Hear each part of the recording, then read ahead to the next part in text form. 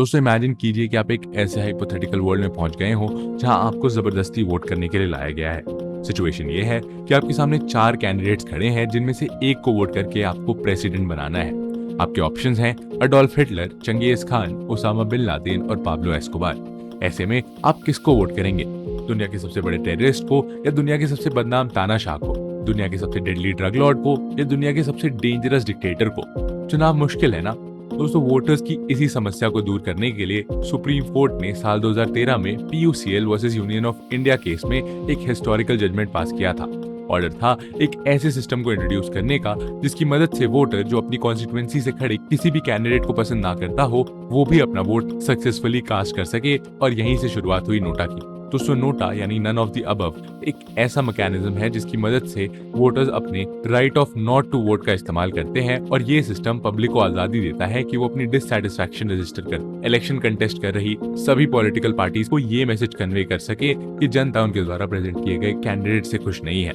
आज इस मैकेनिज्म का इस्तेमाल दुनिया के कई देशों में किया जा रहा है जैसे अर्जेंटीना, बेलारूस और बेल्जियम में NOTA I don't support anyone के फॉर्म में नजर आता है। एंड सिमिलरली कनाडा, फ्रांस और ग्रीस में नोटा को ब्लैंक वोट कहा जाता है। इसी तरह स्विट्जरलैंड, उरुग्वे और कजाकिस्तान में नोटा को NOTC यानी नन ऑफ दीज कैंडिडेट से रिप्रेजेंट किया गया है। और दोस्तों इंडिया और अमेरिका ही वो 2 कंट्रीज हैं जो इस मैकेनिज्म को ऑफिशियली NOTA यानी नोटा टर्म से डिनोट करती हैं। दोस्तों दरअसल साल 2004 में नोटा को लेकर सुप्रीम कोर्ट में रजिस्टर हुई एक PIL पर कमेंट करते हुए कोर्ट ने ये कहा था कि राइट टू वोट का scope right not to vote के आइडिया को भी कवर करता है। और क्योंकि ये idea philosophy of right to reject पर बेस्ड है इसीलिए नोटा के ऑप्शन को इंडियन इलेक्टोरल सिस्टम में इनकॉर्पोरेट करना जरूरी है। दोस्तों कोर्ट के इसी जजमेंट ने इंडिया में नोटा की फॉर्मल एंट्री का बेस तैयार किया था। हालांकि रियलिटी ये है दोस्तों कि अपने इंट्रोडक्शन के 1 दशक बाद भी नोटा अब तक इंडियन वोटर्स के बीच एक पॉपुलर चॉइस नहीं बन पाया है।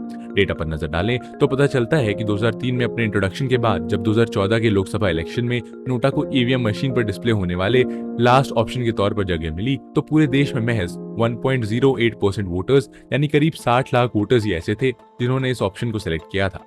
सिमिलरली 2019 के इलेक्शन में भी नोटा इस्तेमाल करने वाले वोटर्स की संख्या टोटल वोटर्स की 1.06% ही थी। और स्टेट वाइज देखें तो 2019 के इलेक्शन में बिहार में सबसे ज्यादा 2% वोट्स नोटा को गए थे, जिसके बाद आंध्र प्रदेश में 1.48%, छत्तीसगढ़ में 1.44%, केरला में 0.51% और हरियाणा में 0.33% नोटा वोट्स कास्ट हुए थे। यानी दोस्तों देश में सिर्फ एक ऐसा राज्य था जहां वोट करने आए लोगों में से 2% वोटर्स ने नोटा का बटन प्रेस किया था और पूरे देश में सिर्फ बिहार की गोपालगंज ही एक ऐसी सीट थी जहां 5% वोटर्स ने नोटा का बटन दबाया था। सिमिलरली 2013 से 2016 के बीच हुए स्टेट लेजिस्लेटिव असेंबली से जुड़ा ये ग्राफ 2013 से 2019 के बीच कंटेस्ट किए गए इलेक्शंस में मिलाकर भी नोटा का सिर्फ 1 करोड़ ही वोट्स गैदर कर पाना इस बात का सबूत है कि इंडियन वोटर्स के बीच नोटा एज एन ऑप्शन कितना अनपॉपुलर है। ऐसे में दोस्तों सवाल यह है कि इंडिया के वोटर्स का नोटा का ऑप्शन ना इस्तेमाल करने के पीछे का कारण आखिर क्या है? क्या सच में देश की ज्यादातर कॉन्स्टिट्यूएंसी में एटलीस्ट एक ऐसा क्रेडिबल कैंडिडेट इलेक्शन कॉन्टेस्ट कर रहा है कि लोगों को नोटा की जरूरत ही नहीं पड़ती, या मामला कुछ और है? सबसे इम्पोर्टेंट, क्या हो अगर किसी कॉन्स्टिट्यूएंसी में नोटा को सबसे ज्यादा वोट्स मिल जाए तो? आइए जानते हैं दोस्तों आज के इस वीडियो में। नमस्कार दोस्तों, मैं हूं शशांक पांडे और आप देख रहे हैं वर्ल्ड अफेयर्स। लेकिन दोस्तों इससे पहले हम आगे बढ़े, एक इंपॉर्टेंट इन्फॉर्मेशन यूपीएससी प्रीलिम्स 2024 के स्टूडेंट्स के लिए। दोस्तों अनअकैडमी करा रहा है UAIPMT यानी Unacademy UPSC prelims mock test 2024 9 जून 2024 को। और ये मॉक टेस्ट बिल्कुल यूपीएससी प्रीलिम्स के लेटेस्ट पैटर्न पर बेस्ड होगा और जिसमें आपको मौका मिलेगा देश के सबसे बड़े एस्पिरेंट्स के पूल के साथ पार्टिसिपेट करने का और अपनी परफॉर्मेंस को एनालाइज करने का बिफोर प्रीलिम्स एग्जामिनेशन, जिसमें अब 2 हफ्तों से भी कम का टाइम बचा है। दोस्तों इसका GS टेस्ट होगा 9:30 AM to 11:30 AM and CSAT का टेस्ट होगा 2:30 PM to 4:30 PM on the same day. और तो और दोस्तों इस टेस्ट के टॉप 500 पार्टिसिपेंट्स को मिलेगा फ्री प्रीलिम्स टेस्ट सीरीज का एक्सेस और टॉप 10 पार्टिसिपेंट्स को मिलेगा अनअकैडमी का UPSC subscription free for 1 month. तो दोस्तों आज ही एनरोल कीजिए एंड दीजिए ये एग्जाम 9 जून को, वो भी अपने घर से बिना इस भयानक गर्मी में बाहर जाए। All the links are in the description. अब चलिए आगे बढ़ते हैं वीडियो में। Why is NOTA still an unpopular choice? दोस्तों जनरली नोटा का इस्तेमाल तब किया जाता है जब पॉलिटिकल पार्टीज अनडिजर्विंग कैंडिडेट्स को इलेक्शन कॉन्टेस्ट करने का मौका देती हैं। एग्जाम्पल के लिए ऐसे कैंडिडेट्स जिनका पास्ट टेन्योर अच्छा ना रहा हो, जिन पर करप्शन चार्जेस इंपोज हुए हो, या ऐसे कैंडिडेट्स जिन पर क्रिमिनल केसेस रजिस्टर्ड हो। ऐसे में अपने इंट्रोडक्शन के 11 साल बाद भी अगर नोटा पिछले 5 सालों में 1 करोड़ वोट्स ही गैदर कर पाया है, तो इसका मतलब ये हुआ कि हमारे देश में इलेक्शन कॉन्टेस्ट कर रहे मैक्सिमम कैंडिडेट्स और डिजर्विंग होंगे जिन्हें जनता पसंद करती है। लेकिन दोस्तों, क्या ये सच में हमारी रियलिटी है? क्योंकि स्टैट्स तो कुछ और ही कहानी बयां कर रहे हैं।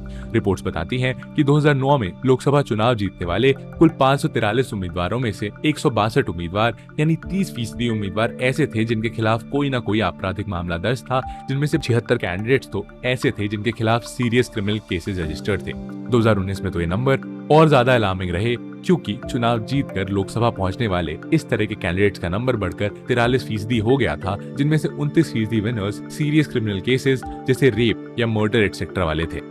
सिमिलरली इस ऑनगोइंग 2024 लोकसभा इलेक्शन के केस में भी ऐसे ही हैरान करने वाले फैक्ट सामने आ रहे हैं। एडीआर यानी एसोसिएशन फॉर डेमोक्रेटिक रिफॉर्म्स ने अपनी एक रिपोर्ट में ये क्लेम किया है कि 19 अप्रैल को हेल्ड हुए 2024 लोकसभा इलेक्शन के फर्स्ट राउंड में जिन 1618 कैंडिडेट्स ने पार्टिसिपेट किया था, उनमें से 16% कैंडिडेट्स ऐसे थे जिनके खिलाफ कोई ना कोई क्रिमिनल केस रजिस्टर्ड हो। सिमिलरली सेकेंड, थर्ड और फोर्थ राउंड को कॉन्टेस्ट करने वाले 4260 कैंडिडेट्स में से 854 कैंडिडेट्स क्रिमिनल केसेस वाले और 613 कैंडिडेट्स सीरियस क्राइम्स वाले रहे। ऐसे में ये बात तो साफ है कि आज भी देश में पंचायत से लेकर लोकसभा इलेक्शंस में कई अनडिजर्विंग कैंडिडेट्स इलेक्शन कॉन्टेस्ट कर रहे हैं। ऐसे में सवाल ये है कि आखिर ऐसी सिचुएशन होने के बावजूद भी क्यों जनता नोटा का इस्तेमाल नहीं कर रही है। असल में दोस्तों, इसके कई कारण हैं और आइए अब उन्हें समझते हैं। NOTA getting a majority doesn't really matter. दोस्तों, नोटा की अनपॉपुलैरिटी के फर्स्ट रीजन को जानने के लिए हमें सबसे पहले इस बात को समझना होगा कि आखिर इंडिया में नोटा से जुड़े लीगल रूल्स एंड रेगुलेशंस क्या हैं।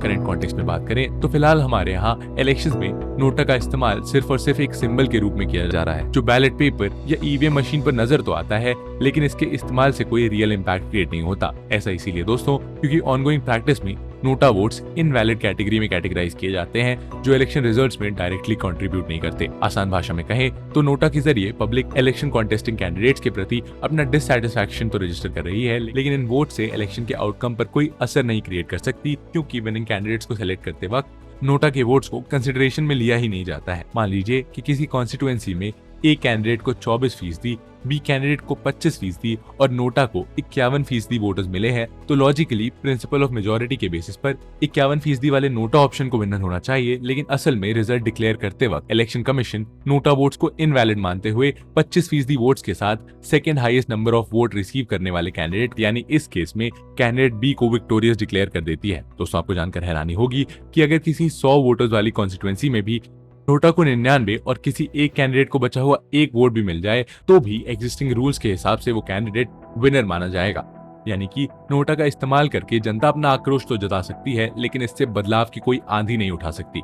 और रियलिटी में नोटा उन्हें राइट टू रिजेक्ट प्रोवाइड ही नहीं करता and in the end best among the worst ही उन्हें चुनना पड़ता है। और दूसरी यही कारण है कि आज इंडिया में नोटा को टूथलेस टाइगर भी कहा जाता है, और जिसके चलते कई इंडियन वोटर्स क्रेडिबल कैंडिडेट्स ना होते हुए भी नोटा का बटन प्रेस नहीं करते। रिसेंटली राइटर और मोटिवेशनल स्पीकर शिव खेड़ा ने सुप्रीम कोर्ट में एक PIL रजिस्टर करते हुए नोटा की इस खामी को हाईलाइट किया था, जहां उन्होंने कोर्ट से इस बात पर क्लैरिटी मांगी कि अगर किसी कॉन्स्टिट्यूएंसी में मैक्सिमम वोटर्स नोटा ऑप्शन को ऑप्ट करते हैं, तो इलेक्शन कमीशन द्वारा second highest votes getting candidate को विजेता घोषित करना कहां तक वैलिड है। उन्होंने ये भी कहा कि नोटा का रियल ऑब्जेक्टिव इम्पैक्ट क्रिएट करना है, तो क्यों ना नोटा मेजॉरिटी वाली कॉन्स्टिट्यूएंसीज में इलेक्शंस को नल एंड वॉइड डिक्लेयर करते हुए न्यू इलेक्शंस करवाए जाएं, ताकि पॉलिटिकल पार्टीज जनता द्वारा अनसूटेबल डिक्लेयर किए गए कैंडिडेट्स को नए मोर डिजर्विंग एंड क्रेडिबल कैंडिडेट से रिप्लेस करने पर मजबूर हो। साथ ही उन्होंने ये भी सजेस्ट किया है कि इलेक्शन कमीशन को नोटा रिलेटेड प्रोविजंस के साथ इस रूल को भी ऐड करना चाहिए कि अगर किसी कॉन्स्टिट्यूएंसी में सभी कैंडिडेट्स के वोट नोटा से कम रहते हैं, तो उन कैंडिडेट्स को नेक्स्ट 5 इयर्स के लिए सभी इलेक्शन से बाहर रहना होगा, और ऐसा करने से उन्हें अपनी प्रीवियस परफॉर्मेंस के लिए अकाउंटेबल बनाया जा सकेगा, और जिससे वो नेक्स्ट टाइम और ज्यादा कॉन्शियंशियस अप्रोच के साथ इलेक्शंस कॉन्टेस्ट करेंगे। इसी तरह इस PIL में नोटा से जुड़ी एक और मैल प्रैक्टिस को भी हाईलाइट किया गया है, जो कहती है कि अगर किसी कॉन्स्टिट्यूएंसी में सिर्फ एक कैंडिडेट इलेक्शन कॉन्टेस्ट कर रहा है, यानी किसी वजह से सभी दूसरे कैंडिडेट्स इलेक्शन से विड्रॉ कर लेते हैं या उनका नॉमिनेशन किसी लीगैलिटी के चलते रद्द हो जाता है, उस रूल के हिसाब से बचा हुआ एक कैंडिडेट ऑटोमेटिकली अनअपोज विनर बन जाता है। रिसेंटली ऐसा ही एक केस सूरत में देखने को मिला था, जहां इलेक्शन कमीशन को बीजेपी कैंडिडेट मुकेश दलाल को इसलिए अनअपोज्ड विनर डिक्लेयर करना पड़ा क्योंकि उनके सामने कोई दूसरा कैंडिडेट इलेक्शन में कंटेस्ट ही नहीं कर रहा था। ऐसे में लोगों का सवाल है कि ईवीएम मशीन पर नोटा का होना अपने आप में एक चॉइस है, तो फिर क्यों ना ऐसे केसेस में सिंगल कैंडिडेट को डायरेक्टली अनअपोज्ड विनर डिक्लेयर करने के बजाय लोगों को कैंडिडेट और नोटा के बीच में से किसी एक को चूज करने का मौका दिया जाए। सिमिलरली नोटा की एक और बड़ी समस्या ये है कि ये वोटर्स को राइट टू सीक्रेसी तो प्रोवाइड करती है, लेकिन इसके पास right to fill the post नहीं है। असल में ऐसा नहीं है कि वोटर्स को किसी भी कैंडिडेट्स को ना चुनने की चॉइस देने वाला नोटा कोई पहला टूल है, बल्कि नोटा के इंट्रोडक्शन से पहले इस तरह की प्रैक्टिसेस इंडियन इलेक्टोरल सिस्टम का पार्ट रह चुकी थी। नोटा के पिक्चर में आने से पहले 1961 में इंप्लीमेंट किए गए कंडक्ट ऑफ इलेक्शन रूल्स का 49O वोटर्स को ये आजादी देता था कि वो अपने वोट्स ना कास्ट करें, और इसके लिए उस वोटर को पोलिंग स्टेशन पर जाकर एक फॉर्म फिल करना होता था जो ये इंडिकेट करता था कि वोटर्स इलेक्शन में खड़े किसी भी कैंडिडेट को इलेक्ट नहीं करना चाहता। लेकिन दोस्तों, इसमें समस्या ये थी कि पोलिंग स्टेशन पर जाकर फॉर्म फिल करने से वोटर की राइट टू सीक्रेसी अब्रिज हो जाती थी, और इसी इशू को दूर करने के लिए नोटा को इंट्रोड्यूस किया गया था ताकि वोटर्स अपनी सीक्रेसी को मेंटेन करते हुए अपना डिससैटिस्फैक्शन रजिस्टर कर सके। हालांकि दोस्तों, नोटा ने वोटर्स को उनकी प्रेशियस सीक्रेसी तो प्रोवाइड कर दी है, लेकिन एक पावरलेस टूल बनकर रह गया है क्योंकि इसके जरिए किसी पोस्ट को फिल नहीं किया जा सकता। 1951 का रिप्रेजेंटेशन ऑफ पीपल एक्ट, जो इंडियन इलेक्शन के मेजर रूल्स एंड रेगुलेशन को गवर्न करता है, उससे इलेक्ट टू फिल के प्रिंसिपल के साथ डिजाइन किया गया है, जिसकी वजह से नोटा मेजोरिटी में आने के बाद भी पावरलेस ही रहता है, और इसी वजह से लोग इस ऑप्शन को चूज नहीं करना चाहते। इन सब के अलावा नोटा को ना चूज करने का एक कारण इंडियन वोटर्स के अजीबोगरीब माइंडसेट को भी माना जा सकता है, और जनरली एक डेमोक्रेटिक कॉन्स्टिट्यूएंसी में किसी कैंडिडेट को सेलेक्ट करने का सबसे प्राइम रीजन ये होता है कि वो कैंडिडेट लोकल कंसर्न्स को कितना अच्छे से एड्रेस कर सकता है। लेकिन इंडिया में वोटर्स लोकल कैंडिडेट्स को अपनी एबिलिटीज पर नहीं, बल्कि इस बात पर सेलेक्ट करते हैं कि वो कैंडिडेट किस पार्टी से जुड़ा हुआ है, और अगर उस कैंडिडेट की पार्टी वही है जिसे वो सेंटर या स्टेट में सरकार बनाते देखना चाहते हैं, तो वो बिना डिजर्विंग अनडिजर्विंग की डिबेट में पड़े सीधा उस कैंडिडेट को वोट कर देते हैं। और ऐसे में सवाल ये है कि आखिर नोटा को किस तरह इंडिया में रिलेवेंट बनाया जा सकता है। What can be done to make NOTA effective? दोस्तों, farmer election commissioner OP Rawat का मानना है कि इंडिया में नोटा तब तक सक्सेसफुली इंप्लीमेंट नहीं हो सकेगा जब तक इंडियन वोटर्स किसी कॉन्स्टिट्यूएंसी में नोटा को 50% से ज्यादा वोट नहीं देते, क्योंकि सिर्फ 2 या 5% नोटा वोट से भी कोई भी पॉलिटिकल पार्टी कभी भी इस बात को नहीं मानेगी कि जनता ने उनके द्वारा प्रेजेंट किए गए कैंडिडेट को रिजेक्ट कर दिया है। वैसे तो 5 से 50% तक का ये सफर काफी लंबा नजर आता है, लेकिन अगर लॉजिकली सोचे तो ये इतना भी मुश्किल नहीं है। इलेक्शन में नोटा को कम वोट सिर्फ इसलिए नहीं मिल रहे हैं क्योंकि इंडियन वोटर्स नोटा के रूल्स एंड रेगुलेशंस में मौजूद कमियों को जानते हैं, और उन्हें पता है कि नोटा बटन प्रेस करने के बाद भी election commission second best candidate को विनर डिक्लेयर कर देगी। बल्कि असल में आज ज्यादातर इंडियन वोटर्स नोटा की फुल फॉर्म तक नहीं जानते हैं, और उन्हें इस ऑप्शन के बारे में ज्यादा जानकारी नहीं है। समस्या ये है कि ऐसे में लोग जो अपनी कॉन्स्टिट्यूएंसी से खड़े हुए किसी भी कैंडिडेट को डिजर्विंग नहीं मानते, वो असल में वोट देने जाते ही नहीं है, क्योंकि उन्हें लगता है कि वोट देने ना देने से कोई फर्क ही नहीं पड़ेगा, तो फिर नोटा दबाकर अपना टाइम वेस्ट क्यों ही करना। एग्जाम्पल के लिए 2019 के लोकसभा इलेक्शंस में टोटल 91.2 करोड़ एलिजिबल वोटर्स थे, लेकिन इनमें से सिर्फ 67% वोटर्स ने वोट्स कास्ट किए, यानी 33% वोटर्स ऐसे थे जो शायद सिर्फ इसलिए वोट करने नहीं गए थे क्योंकि उन्हें ए, बी या सी में से किसी भी कैंडिडेट को वोट नहीं देना था। ऐसे में जरूरी ये है दोस्तों कि सबसे पहले वोटर्स अपने वोट की वैल्यू को समझें और ये रियलाइज करें कि अगर वो किसी भी कैंडिडेट से खुश नहीं है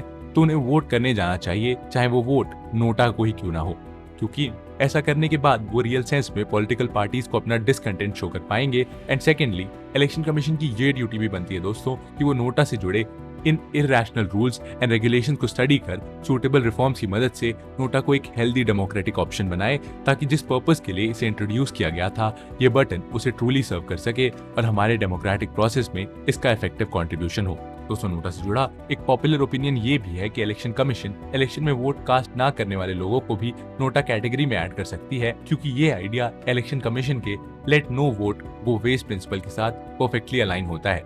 इन सब के अलावा सरकार का भी ये दायित्व बनता है कि वो नोटा अवेयरनेस से जुड़े और ज्यादा कैंपेन्स को ऑर्गेनाइज करे, ताकि जनता को इस टूल की रियल इंपॉर्टेंस के बारे में पता चल सके। और दोस्तों, इसी के साथ हम आज के अपने इस वीडियो को समाप्त करते हैं। लेकिन नोटा के इस पूरे मुद्दे पर आपके क्या विचार हैं? क्या आपको भी लगता है कि नोटा की मेजोरिटी में आने के बाद इलेक्शन कमीशन को कैंडिडेट्स को 5 सालों के लिए इलेक्शन कॉन्टेस्ट करने से डीबार्ड कर देना चाहिए? जरूर बताइए अपने ओपिनियंस कमेंट सेक्शन में। और दोस्तों, इससे पहले हम इस वीडियो को एंड करें, एक इंपॉर्टेंट इन्फॉर्मेशन। दोस्तों, अनअकैडमी का यूपीएससी सब्सक्रिप्शन अब अवेलेबल है ऑन अ डिस्काउंट ऑफ 50%। और अगर आप यूपीएससी सीएसई 2025 या 2026 के लिए प्रिपेयर करना चाहते हैं, so this is going to be the best time to get a course. Courses को सब्सक्राइब करने की लिंक्स डिस्क्रिप्शन में है, और अगर आप अपनी यूपीएससी प्रिपरेशन को नेक्स्ट लेवल पर ले जाना चाहते हैं तो अभी जाकर उस पर क्लिक कीजिए। एंड मिलते हैं आपसे ऐसे ही एक और इंटरेस्टिंग और इन्फॉर्मेटिव वीडियो के साथ। तब तक के लिए जय हिंद।